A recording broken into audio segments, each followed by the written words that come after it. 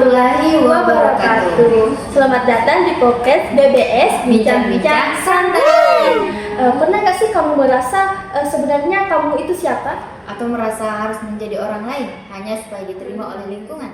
Nah, perasaan itu sering muncul di masa remaja, fase di mana seseorang sedang mencari jati dirinya. Halo teman-teman, selamat datang di podcast edukasi kami bersama saya Satriana Dan saya Mutiara. Nah, pada episode kali ini kita akan membahas perkembangan psikososial remaja dari sudut pandang ilmiah biologi. Dan sudah bersama kita dua narasumber, yaitu Farah dan Ilmi. Halo teman-teman. Nah, Farah, menurut kamu apa saja masalah utama yang dialami remaja saat ini?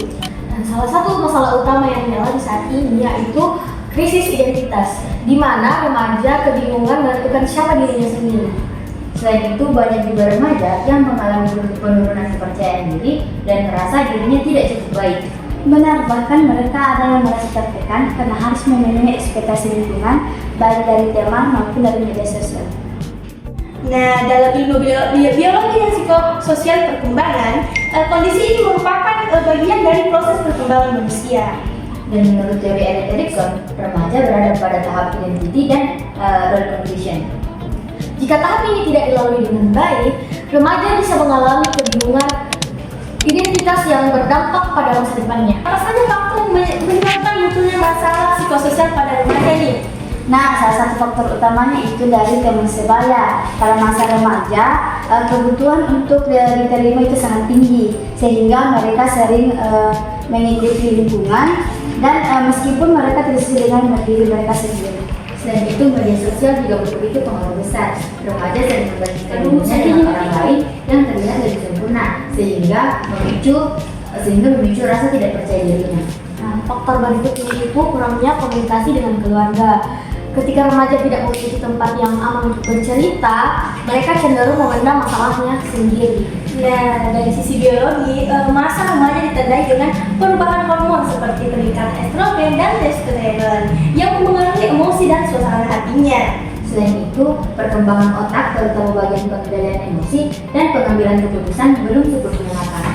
Akibatnya, remaja itu menjadi impulsif, emosinya tidak berubah dan lebih rentan terhadap tekanan sosial. Nah, jadi masalah psikososial pada remaja terjadi karena kombinasi faktor lingkungan, sosial, dan perkembangan biologis yang saling berkaitan. Betul sekali, bro.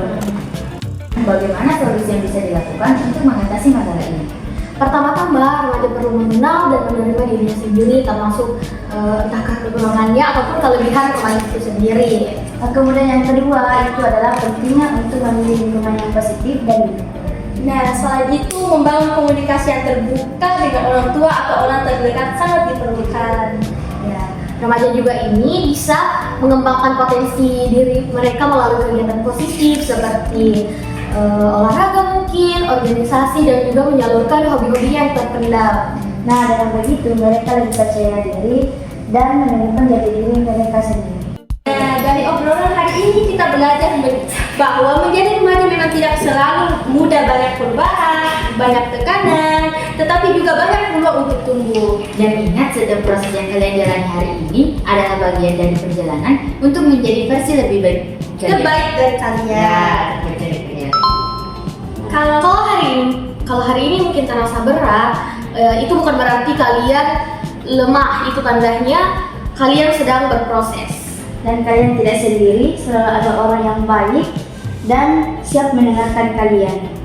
Terima kasih sudah meluangkan waktu bukan hanya untuk mendengarkan kami, Tapi juga untuk memahami diri kalian sendiri. jaga diri, jaga pikiran. Dan jangan lupa bahwa kalian itu berharga. Terima kasih sudah menonton